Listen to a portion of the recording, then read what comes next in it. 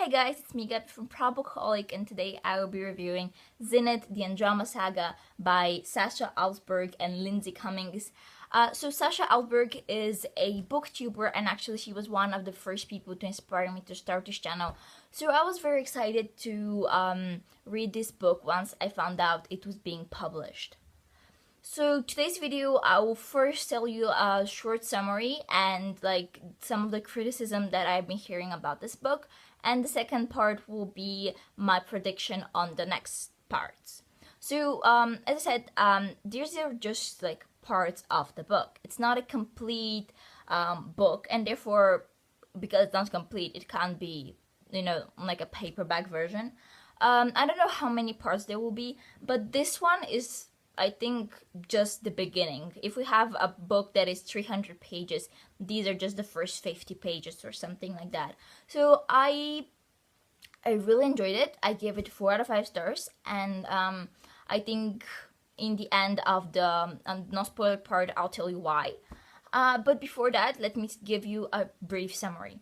So the book takes place in space, and our main protagonist is a very kick-ass, amazing protagonist. Her name is Androma, or as people call her, Andy. She has a spaceship, and there are like 4 people on it, and the 4 girls, they travel around the universe and like kill people and steal stuff.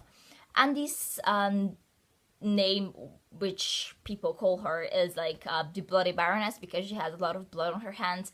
She's an amazing assassin, and I think that one of the hugest criticism that this book has been getting is that it kind of is copying the Throne of Glass series by Sarah J. Maas, because Selena Sudati and the main protagonist there, she's also an assassin.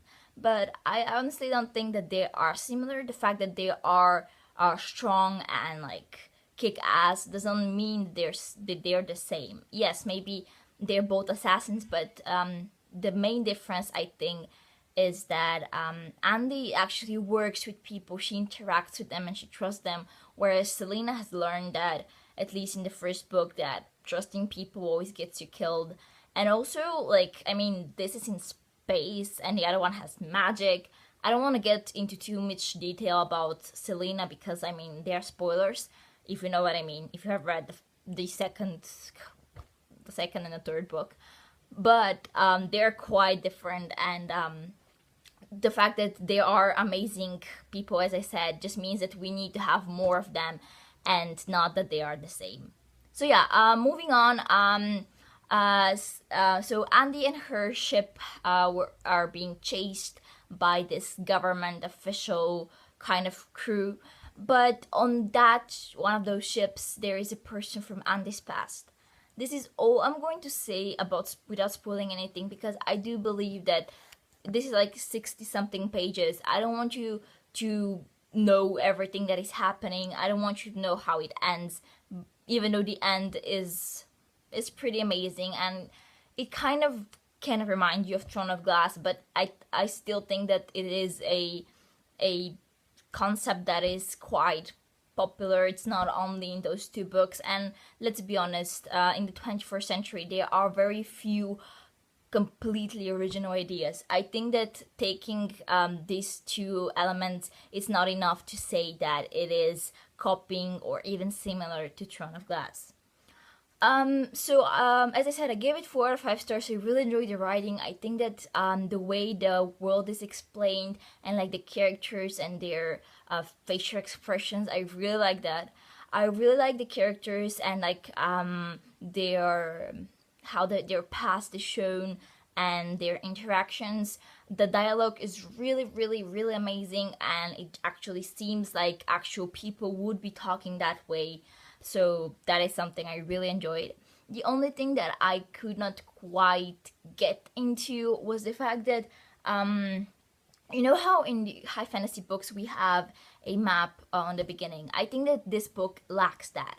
It kind of lacks some visual explanation, because they mention so many names of planets and galaxies and like leaders of those places, but I still can't understand where the book takes place and like who is, I don't know, the king or like the general there. Maybe as the book progresses, things will get clearer once the names start to repeat. But for now, it was kind of confusing, and I really hated when that isn't just made clear to me.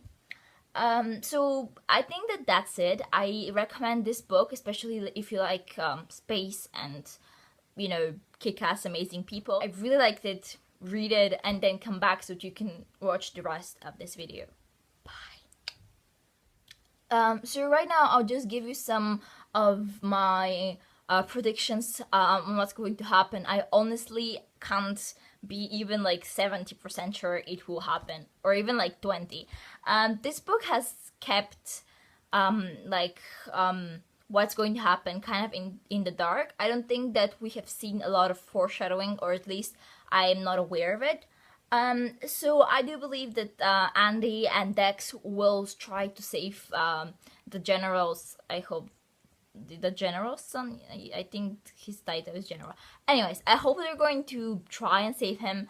I think that Dex and Andy will actually, I don't think that they will fall in love again, because maybe he likes her, but I don't think she does. And if he likes her, she might use that to her advantage. I hope that none of her crew friends die, but I do think that that will happen, because I don't know, I just have that feeling.